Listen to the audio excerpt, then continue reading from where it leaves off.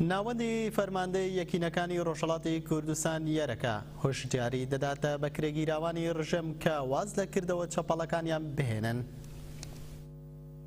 شورای فەرماندەی یەرەکە لە ڕۆژهەڵاتی کوردستان لە لێدوانێکیاندا کە لە ماڵپەڕی کۆدار بڵاویان کردوتەوە هۆشداریان داوە بە کرێگیراوانی ڕژەمی ئێران کە دەست هەڵگرن لە بە کرێگیراوەیی. لە لێدوانەکەدا هاتووە ڕژەمی ئێران لەناو کۆمەلگای ڕۆژهەڵاتی کوردستان فیتنە و ئاژاوە دەنێنەوە و لە ڕێی بە کرێگیراوی و بە بەسیجیکردن لە نێوبردننی یەکێتی و متمانەی لە نێوان گەلاندا کردووە بامەنج.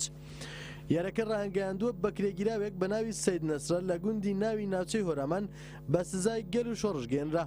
ئەو بە کرێگیراوە لە ساڵی 2011 هەڤاڵ نەواڵ سەڵماسی شەید کردبوو. فەرماندەی یەرەکە هۆشداری داوەتە تەواوی بە کرێگیراوانی ڕژەمی سێدارە کە بەشدارن لە کەمینانەوە.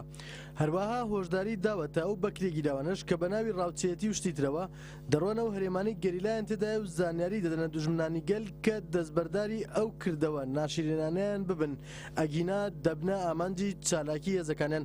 یارەکە لە کۆتاییدا داوای لە گەلانی ڕۆژهەڵاتی کوردستان کردووە کە هۆشیار بن و شکست بە سیاسەتی ئاژاوەگەڕی و کوشتنی کورد بە دەستی کورد بێنن بە کرێگیراوانی ڕژەم لە خۆیان دوور بخەنەوە و لە نێوان خۆیاندا دەریان بکەن.